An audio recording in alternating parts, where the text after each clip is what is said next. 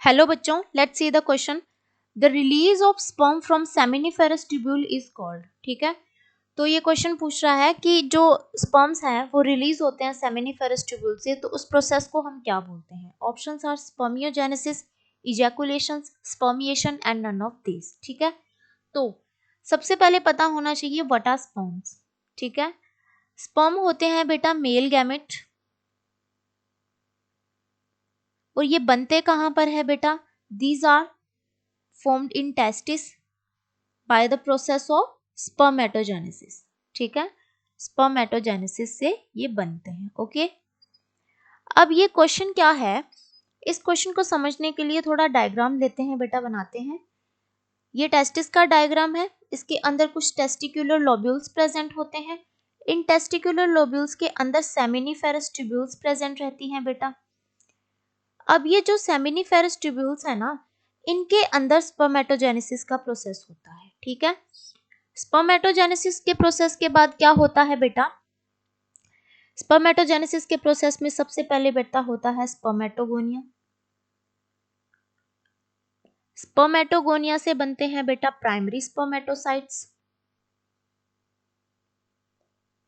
Primary spermatocytes से बनते हैं बेटा सेकेंडरी स्पर्मेटोसाइट्स। सेकेंडरी स्पर्मेटोसाइट्स से बनते हैं बेटा स्पर्मेटिड्स। 4 स्पर्मेटिड्स बनेंगे बेटा इनसे, और इन्हीं स्पर्मेटिड्स से बनेंगे बेटा 4 स्पर्म्स। ठीक है, अब क्या होगा, ये सारा प्रोसेस होगा बेटा सेमिनिफेरस ट्यूब्यूल्स के अंदर। ठीक है, अब सेमिनिफेरस ट्यूब्यूल्स के अंदर बेटा जब स्पर्मेटिड्स बन गए, these are non motile in nature. ठीक है, मोटिलिटी शो नहीं कर सकते। अब इनकी मैच्योरेशन होनी है। इन्हीं सेमिनिफेरस ट्यूब्यूल्स के अंदर कुछ सर्टुली सेल्स प्रेजेंट होती है, जिन्हें हम नर्व सेल्स भी बोलते हैं। ये ग्रोथ में हेल्प करवाती है स्पर्मेटिड्स की, और जो डेवलपिंग स्पर्म्स है उनको न्यूट्रिशन प्रोवाइड करने का काम करती है। ठीक है, अब स्पर्मेटिड्स का जो हेड है वो सर्टुली सेल्स के अंदर चला जाता है। ये यहाँ पर मैच्योर होते हैं। मैच्योर होने के बाद वो स्पर्म में कन्वर्ट हो जाते हैं। ठीक है, ओके, वो स्पर्म बन जाते हैं।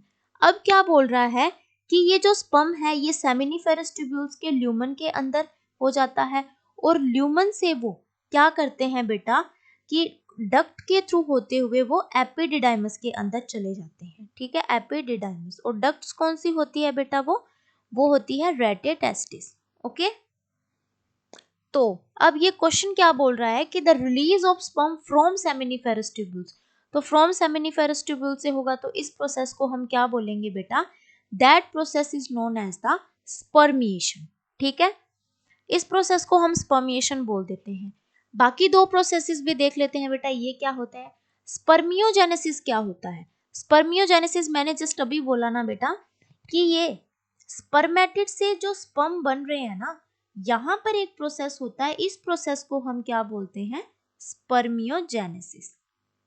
ठीक है, ये प्रोसेस बोलाता है स्पर्मियोजेनेसिस। ठीक है, तो इजैकुलेशन क्या होता है बेटा, जब सीमन होता है मेल का, वो क्या होता है कि ड्यूरिंग इंटरकोर्स जब वो सीमन बाहर की तरफ पुश्ड आउट होता है थ्रू द पेनिस, तो उस प्रोसेस को हम क्या बोलते हैं, this process is known as the ejaculation. ठीक है, सो हमसे क्वेश्चन तो क्या पूछ रहे हैं बेटा, the release of sperm from seminiferous tubule, seminiferous tubule से निकलने को उसको प्रोसेस को क्या बोलते हैं, that process is known as the spermiation.